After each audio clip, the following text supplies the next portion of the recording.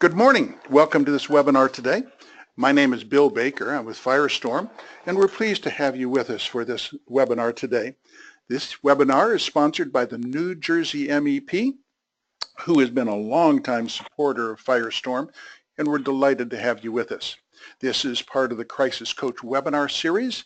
You can go to firestorm.com and you can watch past webinars in this series, and you can register for future webinars. You can also become our friend on Facebook. Firestorm Solutions is our name there. Firestorm Soul is our Twitter account. And there is a hashtag. The hashtag is Crisis Coach. Firestorm transforms crisis into value and empowers you to manage risk and crises. Firestorm expertise is crisis management, critical decision support, crisis communications, crisis regulations, and consequence management.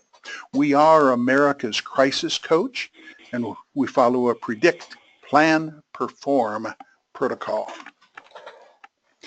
We'd also remind you that today's presentation is not complete without the accompanying oral comments and discussions. This work product should be discussed in conjunction with advice from your organization's personal counsel, and this information should not be considered legal advice or legal opinion. Our host and sponsor for the webinar today is Joe Caratanudo. He's the lead contingency disaster planning member of the New Jersey MEP. He's our longtime friend. We're delighted to have you with us, Joe. Would you like to say some good things about the NJMEP? Sure, thanks, Jim. NJMEP, for those that are not familiar, is an organization that's focused on working with manufacturers to help them become more productive, more efficient in what they do, and more globally competitive. And we do it through a host of different services that we provide, like helping companies with and managing their energy costs, doing process improvement, and applying methodologies like lean manufacturing and Six Sigma, in addition to strategic planning and growth services to help organizations grow their business. But the one thing I'd like to mention in particular is that on October 6th, it's the first Friday in October, is Manufacturing Day. And it's actually Manufacturing Day nationally, not just in New Jersey. But in New Jersey, we celebrate it in a big way. And we have a very, probably the largest gathering of manufacturers in the state of New Jersey is held on October 6th at Manufacturing Day, and this year it's at the Bridgewater Marriott, and anyone who is interested in attending can register on our website at njmep.org. Back to you, Jim. Thank you. And we have our very own Blair Neville, who's our man in New Jersey. Blair, over to you, please. Great. Bill, thank you very much. I appreciate the introduction, and I just want to take a quick moment and thank Joe and the MEP for their commitment to this. They've got a lot of products and services, and I know that they spend an exorbitant amount of time with their clients, helping them out, and for them to take the time to look at continuity and preparedness and really support that effort through New Jersey is it's great for us, and it's been great for the clients that I've had the opportunity to work with. So again, I appreciate their commitment to all of this and their help with us and their work with their clients. Thank you, Blair. Our presenter today is Guy Higgins. Guy is an interesting fellow. He is a graduate of the Naval Academy, and you can see that beautiful picture of him. If you can, don't let the shine off of his head worry you too much. He's he's a graduate of the Naval Academy and has a career in aerospace and in the Navy and all kinds of interesting things. And he is an interesting person to listen to. Guy, over to you, please. Thank you. Okay, thanks, Bill. And I'm going to have to live up to that. Doggone it. Okay, so first of all, I appreciate the opportunity that was provided by Joe and Blair to talk about leadership under pressure. And because I'm a storytelling kind of a guy, I'm going to start off with a story. About 103 years ago, in the Northern Hemisphere summer of 1914, Ernest Shackleton started off on an expedition to cross the Antarctic continent on foot. and he assembled a number of men to come with him, to go with him and to succeed in that expedition. Departed England in the summer and sailed down to the Falkland Islands, New South Georgia, and he stopped there to top off supplies and gain some information about the local conditions.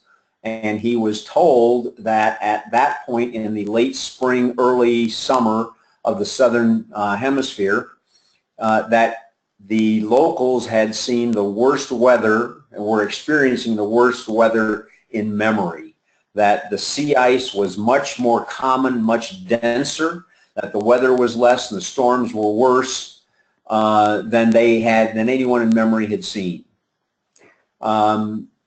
Shackleton listened to what they had to say and decided that he was already there, so he was going to continue on with his expedition. And they departed New South Georgia and sailed down toward the Antarctic continent through some seriously ugly weather. And I'll come back and talk about that in a little bit here as I continue the story. They got down into the sea ice and their ship became trapped in the sea ice. And for a period of about 6 or 8 weeks, Shackleton and the men entertained themselves while waiting for the warming weather in the Antarctic summer to break the ice up and free the ship. It did not. And the ship eventually was turned over, crushed in the ice, and Shackleton and his expedition had to abandon their efforts to cross the Antarctic continent. They took as many supplies as they could, one of their longboats, and they dragged by human power that longboat across the sea ice to Elephant Island. On arriving at Elephant Island, Shackleton selected a couple of his men to accompany him and to crew for him in that boat as they rigged a mast, a sail, and a partial cover over the boat and navigated 1,200 plus miles from Elephant Island back to the Falklands. Now that weather that I mentioned earlier is really, really ugly. They were down looking at the weather south of South America, and that weather is so bad that William Bligh, in his mission for the British government back in the 19th century to collect breadfruit at Tahiti, trying to navigate those waters from east to west, spent 2 months trying to do that and then decided to heck with it. It's faster for me to go the other way all the way around the world to Tahiti than to continue to beat my brains out trying to navigate through this miserable, rotten weather. And so Shackleton now is going to do that not in a ship, but in a longboat. And so Shackleton takes those few men and navigates to New South Georgia, a truly incredible navigational exercise and exercise in seamanship. They landed on the south coast of New South Georgia, climbed over the mountains, organized a rescue expedition there at the colony, went back and captured and collected all the men that were left on Elephant Island, and not a single man was injured or had their health seriously damaged by that. Now, that was some leadership under pressure, leadership in crisis. Was that good leadership? I'll tell you right now that I think it was not good leadership, because a good leader doesn't get his people into that kind of a situation to begin with. They knew that the weather was bad. They knew that it was worse than ever. They knew that they were going to be on their own because nobody was going to come save them. And yet he continued to press on in the face of a declining situation, environmental situation, and got himself into truly a life-threatening circumstances. Not a good idea. He hadn't thought about what he was going to do if he got down there, and things were worse than he had anticipated. And Antarctica is a place where worse than anticipated is a frequent occurrence. So I'll come back and talk about leadership under pressure and what can be done to fix that as we go forward. What I'm going to talk about today is going to start with a series of case studies, and I'm going to do a compare and contrast case studies between in three pairs of situations. And for each of those, I'm going to look at what's in the blue box up there, the pressure the leaders were under, difficulty of decision making, ethical challenges, and managing consequences. First one I'm going to look at is the Malaysia Air Flight 370 that you'll all recall disappeared a couple years ago, and compare that with another event experienced by AirAsia.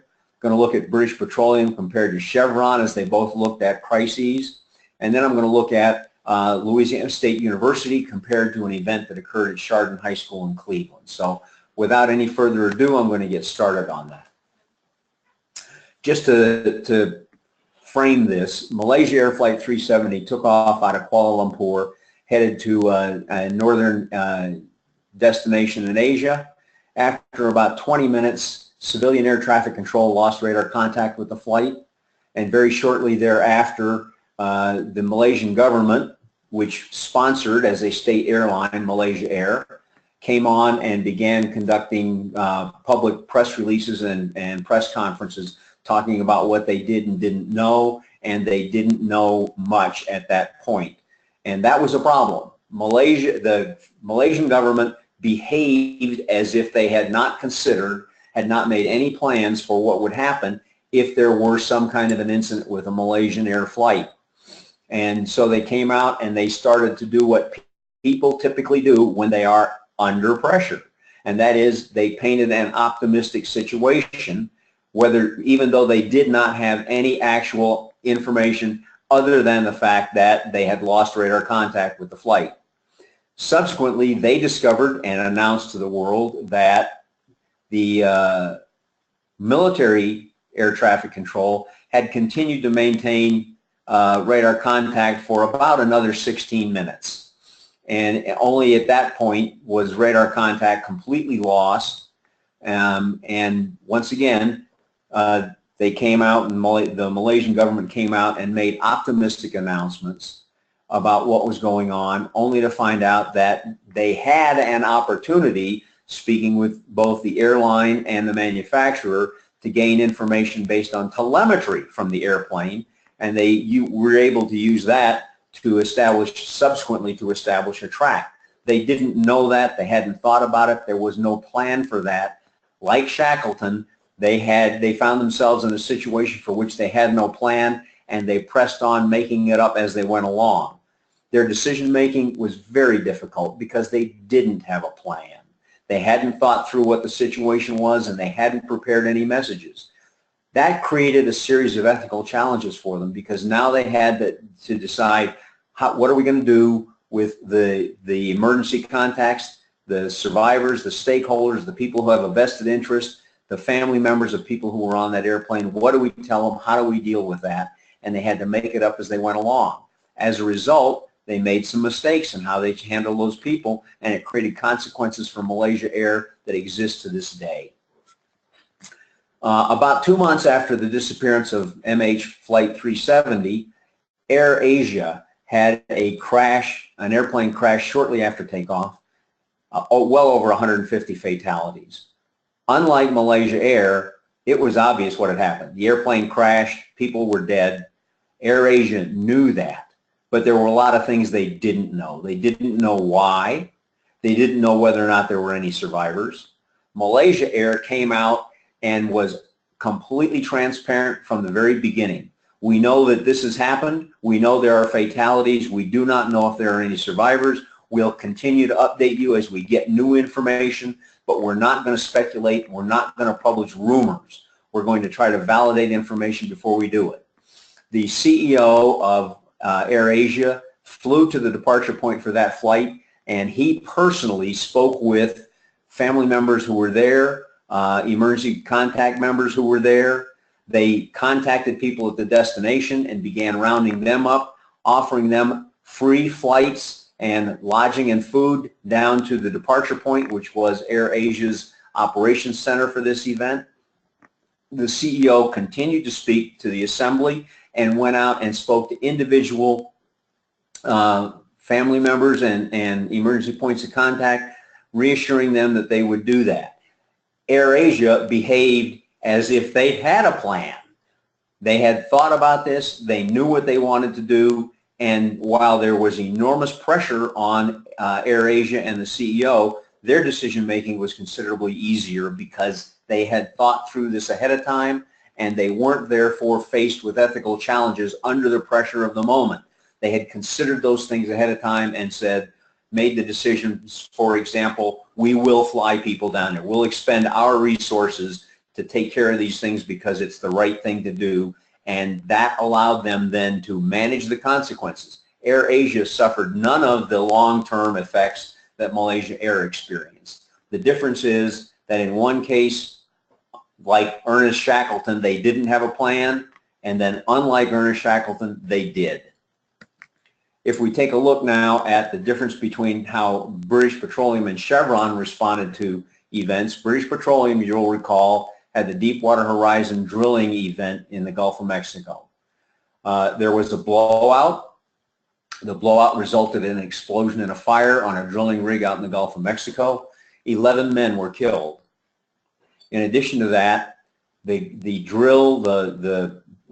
drilling site experienced an unrestricted discharge of crude petroleum from the hole in the Gulf floor, and BP immediately recognized that this is not good, and they came out and once again under the pressure of the situation started making rosy predictions about how quickly they would get it under control and how much oil was being discharged, and they were off by a factor of 10 or more and how much oil was being discharged and how quickly they would do it. As you'll recall, it took days to finally cap the well and get that under control, and they focused a tremendous amount on the environmental impact, which is fair, but they did that at the expense of recognizing the human catastrophe that had gone on with the fire and the loss of the lives of 11 men that were working out on that drilling rig. Was there pressure? You betcha. There was enormous pressure, and the pressure was made more difficult by environmental and commercial legislation and restrictions on who could come in and help control the situation. There was the Johnson Act of the early 20th century restricted the use of foreign flagged vessels in this kind of a situation. That created a real problem, which increased the pressure on BP and made decision making even more difficult because once again, their behavior was that of someone who did not have a plan for a situation like this. And while drilling is pretty safe, you can't make the assumption that you're never going to have a problem. Never is a long time. That created all kinds of ethical challenges for them, and you may remember that the CEO of British Petroleum during a live press conference made the comment that nobody is more upset about this than I am because I'd just like to have my life back. That is not a good message to send out there, and it reflects an ethical, unfocused position. BP obviously didn't do well at managing consequences, and they're still suffering from that. And you'll still see commercials on television where BP is emphasizing their commitment to environmentalism and cleaning up things and being environmentally conscientious. On the other hand, Chevron experienced an explosion and a fire in their refinery in Southern California, and the photo that you see there is in fact the fire, and that refinery is the one in Long Beach, California. If you're traveling along the 405 south of Los Angeles, you'll see that refinery. It's huge. Chevron, unlike BP, had behaved as if they had a plan. They came out and did not issue a press release. They got on Twitter and they began to tweet status about every 3 to 5 minutes. And they, like AirAsia, told people what they knew and declined to speculate or to publish rumors. And they made commitments to clean up. They made commitments to take care of their people. They made commitments to make things whole again. And they went through that. Now, they also held press conferences and they also issued press releases, but that wasn't the way that they were communicating. They were communicating in real time with a huge audience, and they were therefore able to come out and be transparent and be recognized for being transparent, to be doing the right thing and to be recognized for doing the right thing. So were they under pressure? Oh my goodness. Southern California is very environmentally conscientious, as they should be. And look at that smoke and stuff that's going up there. A lot of pressure. Fortunately, there was no one killed or injured in the explosion, and they were able to determine that very quickly. That all led them to being in a situation where, with their planning in place, it was easy for them to make decisions, and they weren't faced with pop-up ethical situations where they had to make decisions without full information. They were able to manage the consequences because they had that plan and stepped up and made good decisions early and had those decisions in a box ready to go if they needed to make them because they had a plan in place. So now let's look at an educational situation, but one that could apply to almost any kind of a campus situation. Several years ago, there was a series of bomb threats over the course of the summer at universities throughout the United States. Some of those bomb threats turned out to be actual bomb threats and others turned out to be false reports. LSU received a bomb threat, and LSU had decided that if they received a bomb threat, they would evacuate the campus and that they would use Twitter to do that. Both of those things are good ideas. LSU tweeted the tweet that you see right there. Please evacuate the campus as calmly and quickly as possible. Check lsu.edu for updates. Okay, so now, a little bit of an aside. The campus, the LSU campus, is about 360 acres. 360 acres is just a little over a square mile, half a square mile. And that means that no matter what the configuration of the campus is, there is no point on the campus that is more than 400 or 500 yards from off campus. And so almost everybody at LSU could walk 400 or 500 yards and get off campus.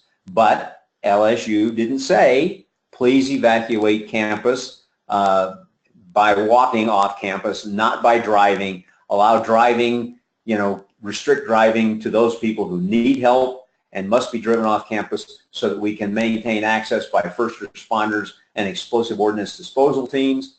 They didn't say that. And so being America, we all immediately went out and jumped in our cars and joined a linear parking lot, which means that this traffic jam, you see the picture there, is an actual picture of the LSU campus. It took them hours to clear that. And you can see that there's no easy way there for first responders or anybody else to get onto campus on the roads.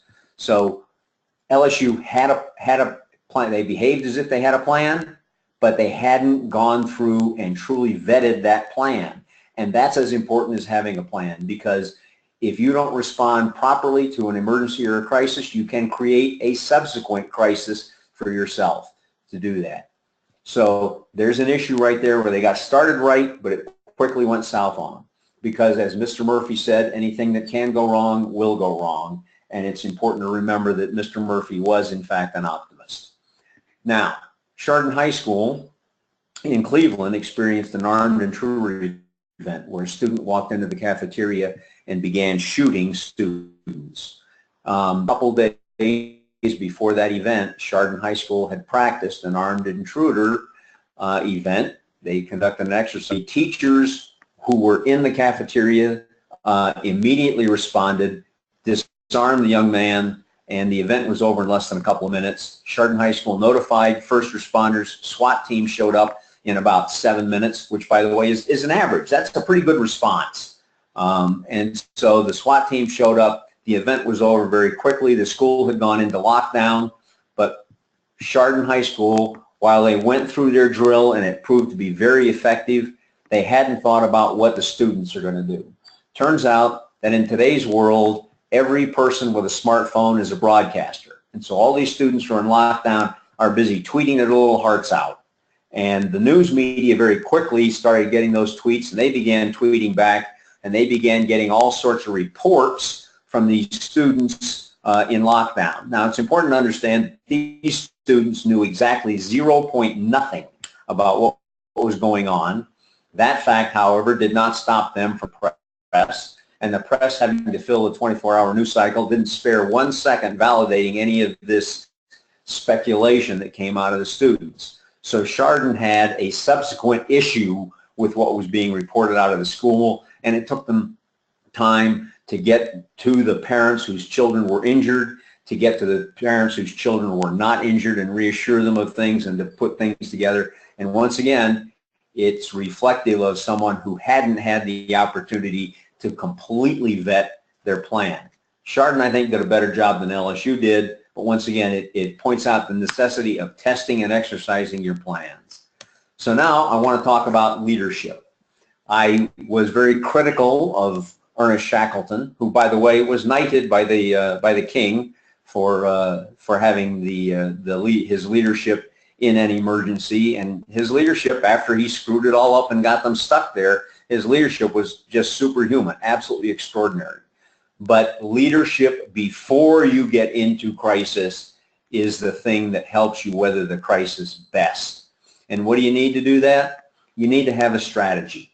What's going to be our strategic approach to responding to an event, to recovering from that event, and what things do we need to take into consideration besides calling first responders, executing our emergency response team, and those legal considerations? What reporting considerations, what statutory mandates must you respond to? What regulatory mandates must you respond to? What ethical issues are you likely to face, and how are you going to deal with all those things? To think about those things sitting around a conference table with a cup of coffee, not in the middle of an emergency operations center with information coming into you and you have limited ability to determine if it's current or if it's true or if it's just rumor. Once you have your strategy in place with those considerations, do the planning. Who is going to do what and how are they going to do it? It's important to recognize that the how you're going to do it is important. We can't make assumptions that in an emergency or a crisis, people will remember how to do even the most mundane things.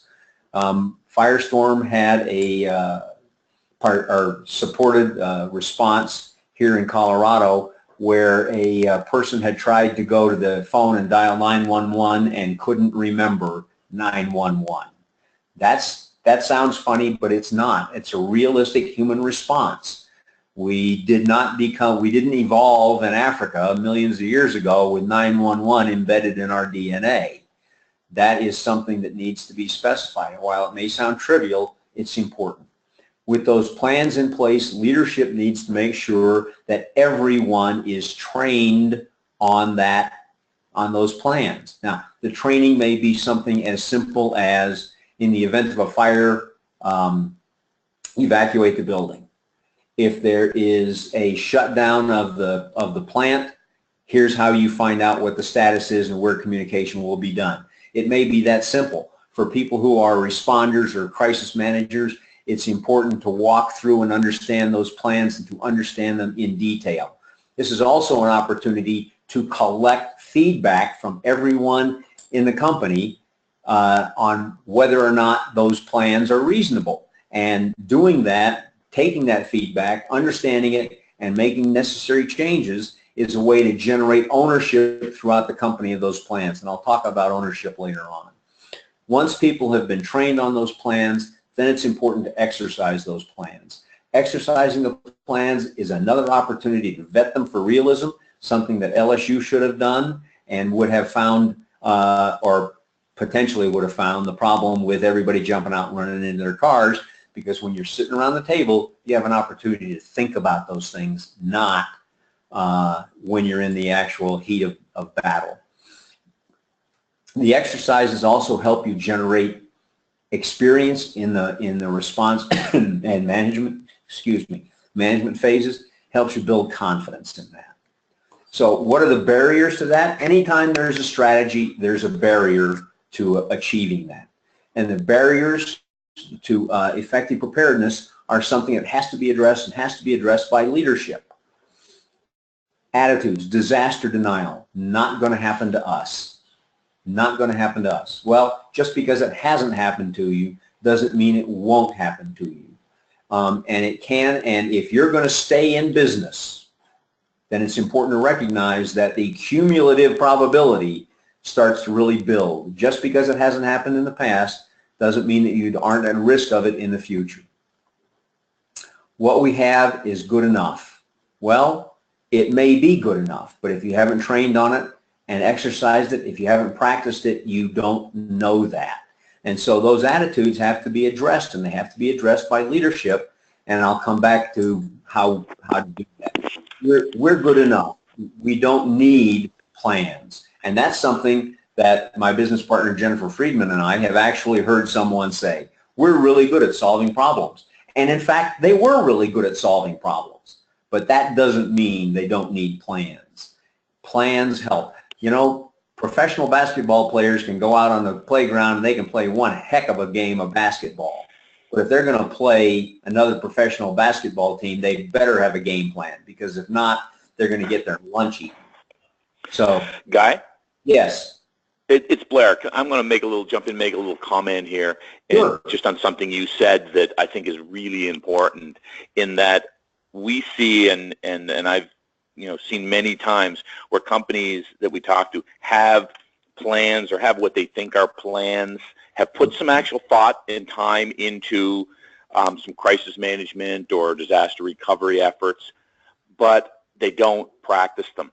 They don't test them. They don't exercise them. That seems to be the most common deficiency of people who spend time and put some effort into this.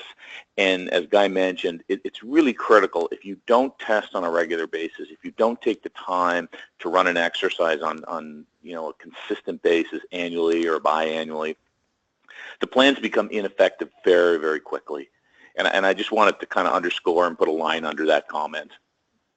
Yeah, thank you, Blair. That's an excellent comment. I mean, the professionals sports professionals, and I use this a lot, but sports professionals practice. They practice game plans. They practice against their opposition, because practice is really important. And like Blair just said, it's really important.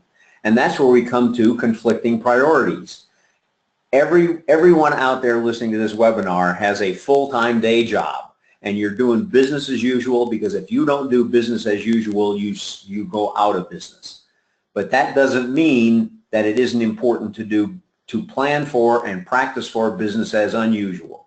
And so you have those conflicting priorities when you're facing the business as usual of draining the swamp, or of up to your ears in alligators there.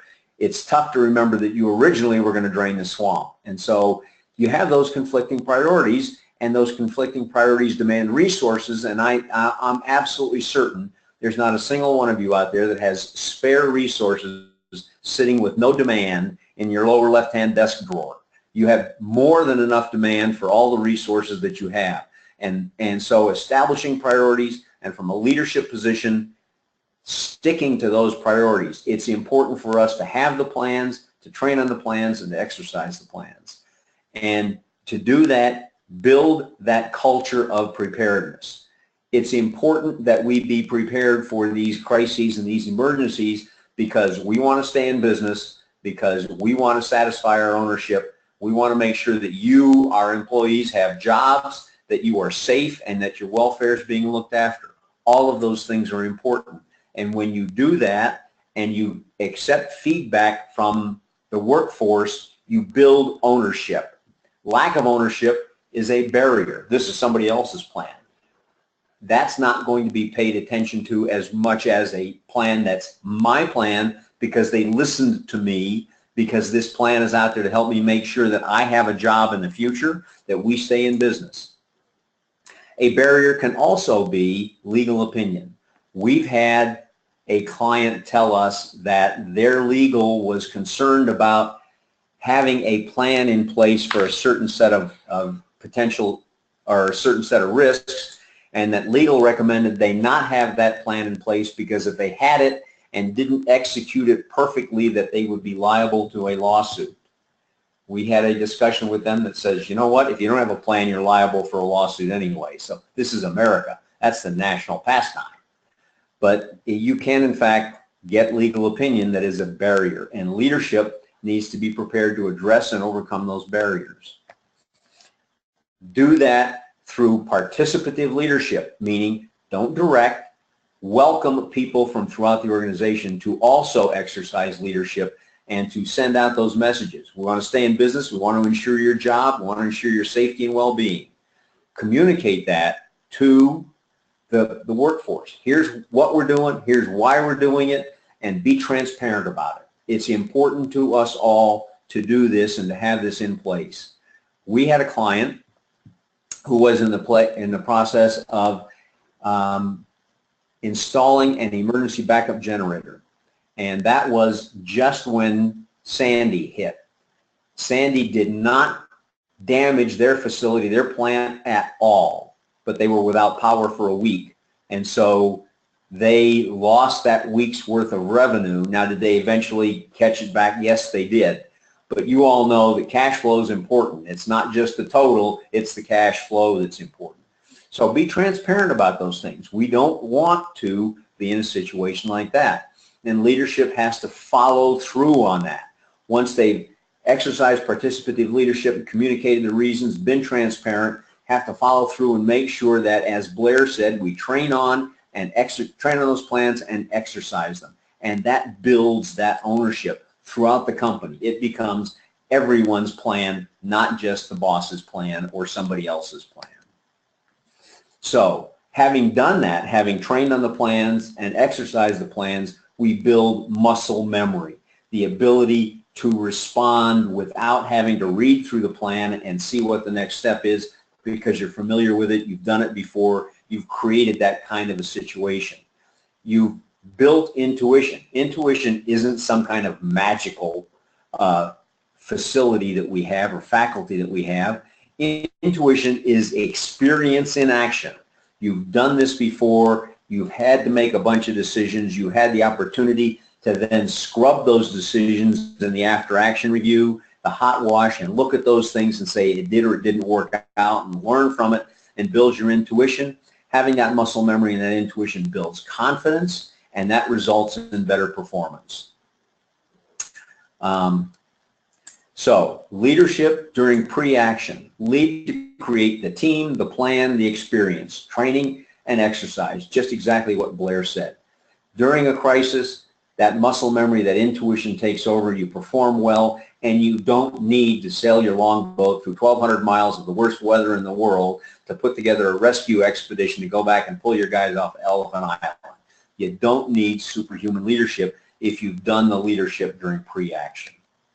So there will be a brief that's developed and will be available on the Firestorm website that captures this webinar. And Blair, Joe, do you guys have anything that you would like to add?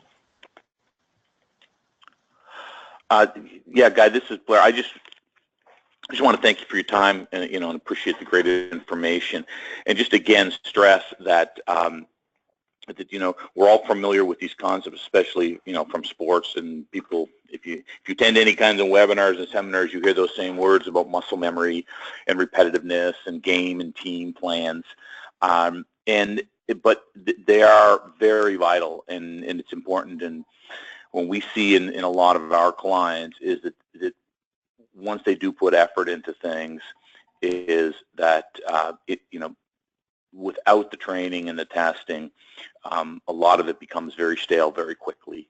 And the last thing you need to be doing is, in the middle of a crisis, is kind of looking for your binder or looking for the book and trying to flip through the pages and figure out where I need to be. That's probably worse than just reacting. So again, I just want to stress that point, that plans are important, but building that muscle memory is critical.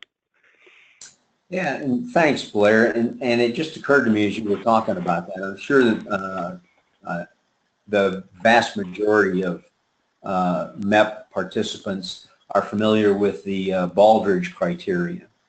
And the Baldrige criteria is all about excellence, performing with excellence. And part of the Baldrige criteria is, in fact, risk management and preparedness. That's part of the criteria. And there's an opportunity for everybody as you put together emergency response and crisis management plans. There's always an opportunity to improve your business as usual performance, because you may find things that you can do more efficiently or more effectively as you start to go through and look at what it takes to recover from a disruption, to respond to an emergency. There's always those opportunities. So there's a potential for a virtuous cycle here between business as usual and business as unusual. And we can't afford to ever miss that opportunity to improve the way that we do business on a regular basis, as well as doing emergencies and crises. Yeah. And the nice thing about not everybody on the line today is necessarily a manufacturer. I haven't seen the list, so I don't know.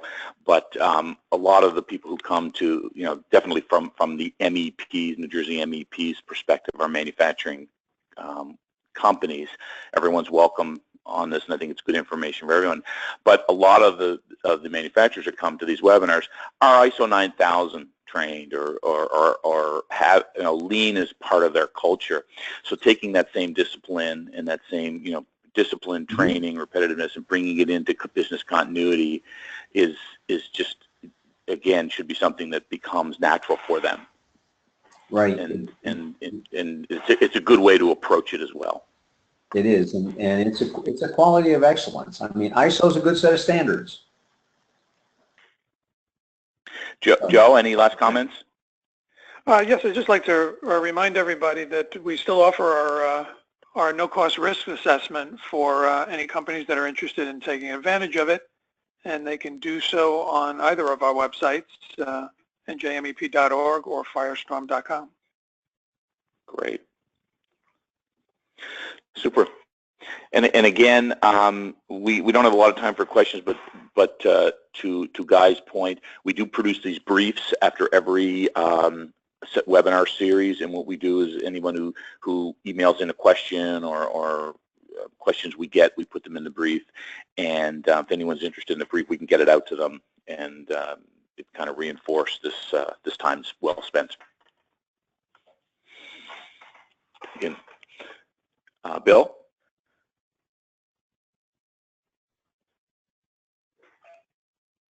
Hello, Bill. Hello, Bill.